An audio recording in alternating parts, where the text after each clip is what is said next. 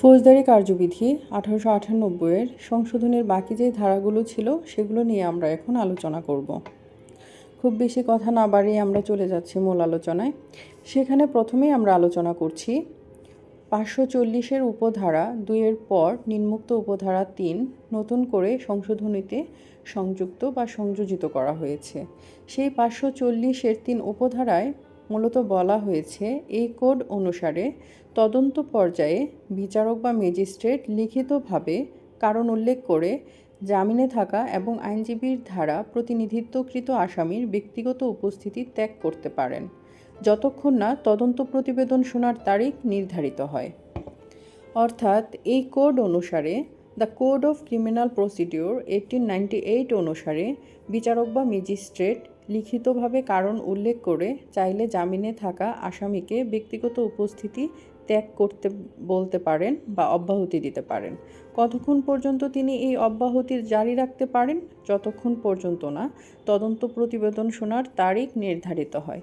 তবে এই ক্ষেত্রে শর্ত থাকবে যে ম্যাজিস্ট্রেটকে বা বিচারককে অবশ্যই তা লিখিত আকারে কারণ উল্লেখ করতে হবে।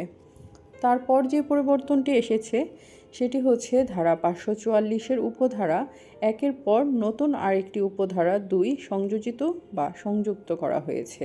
সেই 544-এর নতুন উপধারা 2-এ বলা হয়েছে কোনো আদালত কোনো ক্ষতিগ্রস্ত ব্যক্তির আবেদনে বা নিজের নিজস্ব উদ্যোগে ক্রিমিনাল কার্যক্রমের যে কোনো পর্যায়ে তথ্যদাতা, অভিযোগকারী, ভুক্তভোগী বা সাক্ষীর সুরক্ষা বা নিরাপত্তার জন্য প্রয়োজনীয় নির্দেশনা দিতে বা পদক্ষেপ গ্রহণ করতে পারে। অর্থাৎ 544-এর উপধারা 1-এর পর আবার নতুন করে উপধারা 2 সংযুক্ত করে বলা হয়েছে কোনো আদালত কোনো ক্ষতিগ্রস্ত ব্যক্তির আবেদনে, যদি কোনো ক্ষতিগ্রস্ত ব্যক্তি আবেদন করেন বা নিজের নিজস্ব উদ্যোগে, এদিকে নিজের নিজস্ব উদ্যোগ বলতে আদালতের উদ্যোগকে বোঝানো হয়েছে। অর্থাৎ ক্ষতিগ্রস্ত ব্যক্তির আবেদনে বা আদালত তার নিজের উদ্যোগে ক্রিমিনাল কার্যক্রমের যে কোনো পর্যায়ে তথ্যদাতা, অভিযোগকারী, ভুক্তভোগী বা সাক্ষীর সুরক্ষা বা নিরাপত্তার জন্য প্রয়োজনীয় নির্দেশনা দিতে বা পদক্ষেপ গ্রহণ করতে পারবে। আমরা অনেক সময় ক্রিমিনাল মামলার ক্ষেত্রে দেখে থাকি অভিযোগকারীকে নানা ধরনের থ্রেট দেওয়া হয়ে থাকে অভিযোগটি তুলে নেওয়ার জন্য, বা ভুক্তভোগী অর্থাৎ ভিকটিমকে নানাভাবে নির্যাতনের শিকার হতে হয়। এই থেকে মুক্তির জন্য বা সাক্ষী ভয়ে অনেক সময় সাক্ষী দিতে চান না, আসলে তার সুরক্ষা নিশ্চিত করা যায় না, কিন্তু এই ক্ষেত্রে এই উপধারা 2 সংযুক্ত করে বলা হচ্ছে আদালত কোনো ক্ষতিগ্রস্ত ব্যক্তির আবেদনে বা নিজের উদ্যোগে তাদের নিরাপত্তা বা নিরাপত্তার জন্য প্রয়োজনীয় পদক্ষেপ বা নির্দেশনা দিতে পারবেন। তারপর বলা হয়েছে ফৌজদারি কার্যবিধিতে বিদ্যমান তফসিল 2-এর কলাম 1-এ উল্লেখিত 143 ধারার ক্ষেত্রে যদি কেউ বেআইনি সমাবেশের মেম্বার হতো তাহলে উক্ত মামলা আপোস করার বিধান ছিল না, এখন সেটিকে আপোস করা যাবে। তবে সংশোধনীতে আরও বলা হয়েছে যে উক্ত তফসিলের 144 ধারার অধীনে মৃত্যু ঘটাতে পারে এবং অস্ত্রশস্ত্র নিয়ে যদি কেউ বেআইনি সমাবেশে যোগদান করত তাহলে এই মামলাটি আপোস করা যাবে না। অর্থাৎ 143 ধারা, এই 143 এবং 144 হচ্ছে দণ্ডবিধি 1860-এর 143 এবং দণ্ডবিধি 1860-এর 144 ধারা। কিন্তু এখানে ফৌজদারি কার্যবিধিতে এটা কিভাবে রিলেটেড, আপনারা এটাকে গুলিয়ে ফেলবেন না, আমি সহজ ভাষায় বলছি, আপনারা একটু জাস্ট বোঝার চেষ্টা করেন, বি অ্যাটেন্টিভ। এখানে আসলে আমি এগুলো আলোচনার আগে বলতে চাই যে আমরা জানি ফৌজদারি কার্যবিধির 5টি তফসিল আছে, একটু পরে এই বিষয়ে আমরা আবার আলোচনা করব, তাই খুব বেশি বলছি না 5টি তফসিল সম্পর্কে, কিন্তু এখন আমি বিস্তারিত আলোচনা করব তফসিল 2 সম্পর্কে। এই ফৌজদারি কার্যবিধির 5টি তফসিলের মধ্যে খুব ভাইটাল রোল প্লে করে দ্বিতীয় তফসিল, এবং সেই দ্বিতীয় তফসিলে রয়েছে 8টি কলাম, এবং 8টি কলামের প্রথম কলামে থাকে ধারা, দ্বিতীয় কলামে থাকে অপরাধ, তৃতীয় কলামে থাকে পুলিশ বিনা ওয়ারেন্টে গ্রেফতার করতে পারে কিনা সে বিষয়ে উল্লেখ থাকে, চতুর্থ কলামে প্রথম পর্যায়ে ওয়ারেন্ট বা সমন ইস্যু হবে কিনা সে বিষয়টি উল্লেখ করা হয়, পঞ্চম কলামে জামিনযোগ্য কিনা সেটা উল্লেখ থাকে, ষষ্ঠ কলামে মীমাংসাযোগ্য কিনা সেটা উল্লেখ থাকে। ষষ্ঠ কলামটা এখন আমাদের আলোচ্য বিষয়, একটু মনে রাখবেন। প্রথম কলাম এবং ষষ্ঠ কলাম। প্রথম কলামে থাকছে ধারা, ষষ্ঠ কলাম পর্যন্ত আমরা এসেছি, সেখানে থাকছে মীমাংসাযোগ্য কিনা। সপ্তম কলামে থাকে দণ্ডবিধি অনুযায়ী শাস্তি কী হবে, আর মানে অষ্টম কলামে থাকছে, এইট কলামে থাকছে কোন আদালতে বিচার্য, অর্থাৎ কোন আদালতে বিচার করা যাবে সেই বিষয়টি। এই ক্ষেত্রে উপরে বলা হয়েছে ফৌজদারি কার্যবিধিতে বিদ্যমান তফসিল 2-এর কলাম 1-এ উল্লেখিত। যেহেতু কলাম 1-এ ধারা থাকে, সেহেতু আমরা ভুল কিছু লিখিনি, সেটাই লিখেছি। কলাম 1-এ উল্লেখিত 143 ধারার ক্ষেত্রে যদি কেউ বেআইনি সমাবেশের মেম্বার হতো তাহলে উক্ত মামলা আপোস করার বিধান ছিল না। একটু যদি খেয়াল করেন, যদিও কলামটা একটু ঝাপসা, তারপর একটু মনোযোগ দিয়ে দেখলে বুঝতে পারবেন। আমি 143 কলামের ষষ্ঠ কলামে উল্লেখ আছে মীমাংসাযোগ্য নয় এই কথাটি, এবং 144-এর ষষ্ঠ কলামে আছে ওই, অর্থাৎ আগে যেটা বলা হয়েছে আপোস করার বিধান ছিল না, এখন সংশোধন করে বলা হয়েছে আপোস করা যাবে। আগে এই 43 ধারা কলাম 1-এর এই 43 ধারা দণ্ডবিধির এবং দণ্ডবিধির 144 ধারায় দুটোই আপোসযোগ্য ছিল না, অর্থাৎ মীমাংসাযোগ্য ছিল না। কিন্তু এখন বলা হচ্ছে 143 ধারায় আপোস করা যাবে, অর্থাৎ ষষ্ঠ কলাম পরিবর্তন হয়ে যাবে, এই আগের কলাম আর থাকবে না। আবার 44-এ এসে বলা হচ্ছে 44-এ আগেও যেমন মীমাংসাযোগ্য ছিল না, এখনও মীমাংসাযোগ্য না। আপনারা একটু খেয়াল করবেন, তাহলেই বুঝতে পারবেন। ভিডিওটা এমনি অনেক বড় হয়ে যাচ্ছে, আমি আর সময় নিচ্ছি না। অলরেডি আমরা তফসিল 5টি উল্লেখ করেছি, ভিডিওতে দেখেন আসছে পরপর। প্রথম তফসিল বাতিল, দ্বিতীয় তফসিল মাত্র যেটা বিস্তারিত আলোচনা করলাম, তৃতীয় তফসিলে রয়েছে ম্যাজিস্ট্রেটগণের সাধারণ ক্ষমতা, চতুর্থ তফসিলে রয়েছে ম্যাজিস্ট্রেটগণের অতিরিক্ত ক্ষমতা সম্পর্কে, এবং পঞ্চম তফসিল, এটাও আমাদের জন্য পরবর্তী ধারাগুলোর জন্য গুরুত্বপূর্ণ, বা পরবর্তীতে আমরা যে স্মারকটা দেখব, অথবা ওই যে 46-এর ধারা 46-এর আন্ডারে আমরা যে স্মারকটা দেখব বা স্মারকের বিধান দেখব, সে তার জন্য গুরুত্বপূর্ণ। তাই আমরা দেখছি পঞ্চম তফসিলে উল্লেখ রয়েছে ফর্ম সমূহ সম্পর্কে। সেই পঞ্চম তফসিলের ফর্মটা আসলে কেমন হবে? ফর্মটা হবে মূলত এরকম: আসামির প্রতি সমন, তারপরে ফৌজদারি কার্যবিধির কোন ধারায় তার প্রতি আসলে অভিযোগ টানা হয়েছে সেই ধারাটি উল্লেখ করতে হবে, তারপরে প্রাপক নাম, পিতা, ঠিকানা, তারপরে যেহেতু আপনার বিরুদ্ধে ড্যাশ ড্যাশ ড্যাশ ধারায় অপরাধ অভিযোগ আসিয়াছে, জাস্ট এইটুকু হচ্ছে ফর্ম 1। আমাদের আসলে এই পঞ্চম তফসিলের ফর্ম নম্বর 1 আলোচ্য বিষয় না।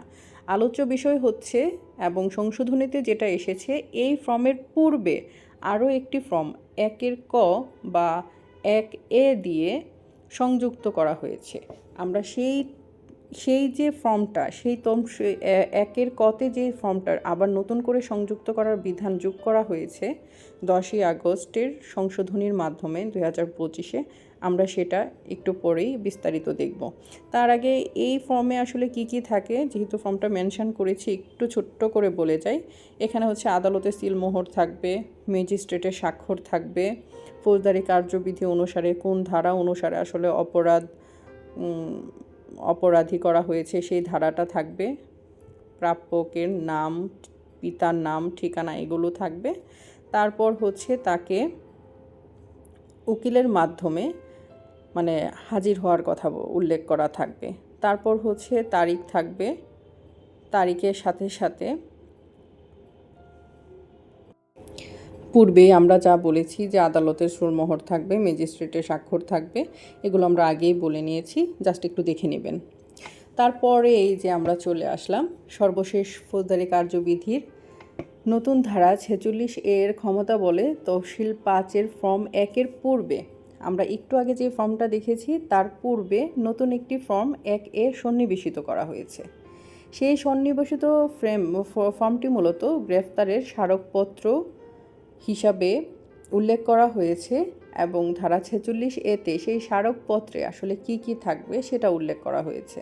আমরা পূর্বের একটা ভিডিওতে ধারা 46-এর সংশোধনীর বিষয়ে A to Z সব পড়েছি। আমরা সেখানে দেখেছি ধারা 46-এর পরে নতুন করে আরও 5টি ধারা যোগ করা হয়েছে, যথাক্রমে 46A, B, C, D, E বা ক, খ, গ, আপনি যাই বলেন না কেন। যাই হোক, সেই 46A ধারা 46A অনুসারে গ্রেফতারের স্মারকপত্রে আসলে কি কি থাকবে, অর্থাৎ পঞ্চম তফসিলের ফর্ম 1-এর পূর্বে নতুন যে ফর্ম থাকবে এখন থেকে সংশোধনীর মাধ্যমে, ফর্ম নং 1A, সেটাতে আসলে কি কি থাকবে বা উল্লেখ থাকবে বা কখন সেটা প্রস্তুত করা হবে সেই বিষয়ে জানব। সেখানে প্রথমেই আসছে গ্রেফতারকৃত স্মারকপত্রের প্রথমেই থাকবে গ্রেফতারকৃত ব্যক্তির নাম, পিতার নাম, স্বামীর নাম যদি প্রযোজ্য হয়, অর্থাৎ যদি বিবাহিত হন, ঠিকানা এবং বয়স। দ্বিতীয়ত থাকবে গ্রেফতারকৃত ব্যক্তির জাতীয় পরিচয়পত্র, পাসপোর্ট, জন্ম নিবন্ধন নম্বর যদি থাকে, অর্থাৎ পাসপোর্ট অনেক সময় সবার থাকে না, তাই যদি কথাটা উল্লেখ করা হয়েছে। তৃতীয়ত থাকবে গ্রেফতারের স্থান। চতুর্থত থাকবে গ্রেফতারের তারিখ ও সময়। পঞ্চমত থাকছে গ্রেফতারের কারণ, প্রযোজ্য আইন ও ধারা উল্লেখ করতে হবে, গ্রেফতার কেন করা হয়েছে, কোন আইন বলে, কোন ধারা বলে সেটার উল্লেখ করতে হবে। 6 যা থাকছে অভিযোগকারীর তথ্যদাতার নাম ও ঠিকানা, অর্থাৎ অভিযোগকারী বা তথ্যদাতার নাম ঠিকানা উল্লেখ থাকতে হবে। 7 থাকছে মামলার সাধারণ ডায়েরি নম্বর। 8 থাকছে স্মারক নম্বর ও গ্রেফতারের পরোয়ানার তারিখ। 9 থাকছে গ্রেফতারের সময়, গ্রেফতারকৃত ব্যক্তির শারীরিক অবস্থা। এটা আমরা পূর্বেও বারংবার পড়েছি সংশোধনীগুলোতে এখন শারীরিক অবস্থা, অর্থাৎ গ্রেফতারকৃত ব্যক্তির শারীরিক অবস্থাকে খুব জোরদার করা হয়েছে। এর জন্য কিন্তু পুলিশে সোপর্দ করার আগে, আমরা জানি পুলিশ কাস্টাডিতে এখন আর 15 দিনের বেশি রাখা যাচ্ছে না, সেই কাস্টাডিতে দেওয়ার আগেও একবার শারীরিক পরীক্ষা করার কথা বলা আছে, পরেও একবার শারীরিক পরীক্ষা করার কথা বলা আছে। আপনারা এর আগের ভিডিওগুলো দেখবেন, খুব সহজে বুঝে যাবেন। 10 বলা আছে যদি কোনো আঘাত পাওয়া যায় তবে তার কারণ, অর্থাৎ গ্রেফতার হওয়ার সময় বা তার আগে যদি তার শরীরে কোনো আঘাত পাওয়া যায় তবে তার কারণ, সেটাও হচ্ছে চিকিৎসক ধারা এখন উল্লেখ করে দিতে হয়। উপস্থিত রেজিস্টার্ড চিকিৎসকের নাম ও সার্টিফিকেট, ওই যে এই আঘাত পরীক্ষা করলো এবং কারণ লিপিবদ্ধ করলো, সেই উপস্থিত রেজিস্টার্ড চিকিৎসকের নাম ও সার্টিফিকেট যদি গ্রেফতারকৃত ব্যক্তি আহত হন তবে তার কপি সংযুক্ত করতে হবে, যা আমি আগেই বলে দিয়েছি। 12 থাকছে গ্রেফতারকৃত ব্যক্তির পরিবার, সংশ্লিষ্ট বন্ধু, প্রতিবেশীকে তথ্য দেওয়া হয়েছে কি না, হ্যাঁ না, হ্যাঁ নাতে উত্তর দিয়ে ওটা করতে হবে, মানে উল্লেখ করতে হবে।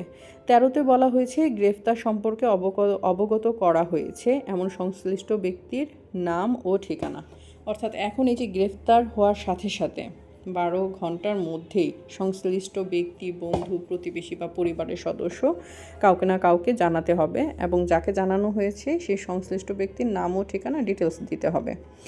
তারপরে বলা হয়েছে অবগত ব্যক্তির যোগাযোগের নম্বর, যেটা আমি আগেই বললাম। তারপরে বলা হয়েছে গ্রেফতারকৃত ব্যক্তিকে যে আদালতে হাজির করা হবে তার নাম। 16 বলা হয়েছে গ্রেফতারকৃত 15 বলা হয়েছে মূলত গ্রেফতারকৃত ব্যক্তিকে যে আদালতে হাজির করা হয়েছে। আদালতের নামগুলো জানি আমরা 1, 2, 3 এভাবে ম্যাজিস্ট্রেট আদালত বলেন বা আদালতের নাম থাকে, সেই কোন আদালতে সেটাও স্পেসিফিক করে উল্লেখ করতে হবে।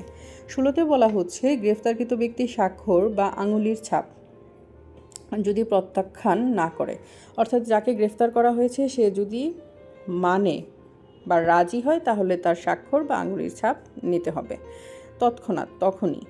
গ্রেফতারকৃত ব্যক্তির পরিবারের সদস্য অথবা এলাকার সম্মানিত ব্যক্তির স্বাক্ষর যদি অনুপস্থিত থাকে কারণ উল্লেখ করতে হবে, অর্থাৎ গ্রেফতারকৃত ব্যক্তির পরিবারের সদস্য যদি উপস্থিত না থাকে অথবা এলাকার সম্মানিত ব্যক্তির স্বাক্ষর যখন গ্রেফতারটা করা হচ্ছে তখন এমন কেউই থাকলো না, সেই ক্ষেত্রে অনুপস্থিতির কারণ উল্লেখ করতে হবে। এটাও আমরা আগেও পড়েছি, আপনারা আগের সংশোধিত ধারাগুলো দেখলেই বুঝতে পারবেন। তারপর গুরুত্বপূর্ণ হচ্ছে গ্রেফতারকারী কর্মকর্তার নাম, পদবি, পরিচয়পত্র নম্বর এবং স্বাক্ষর, সব কিছুই দিতে হবে।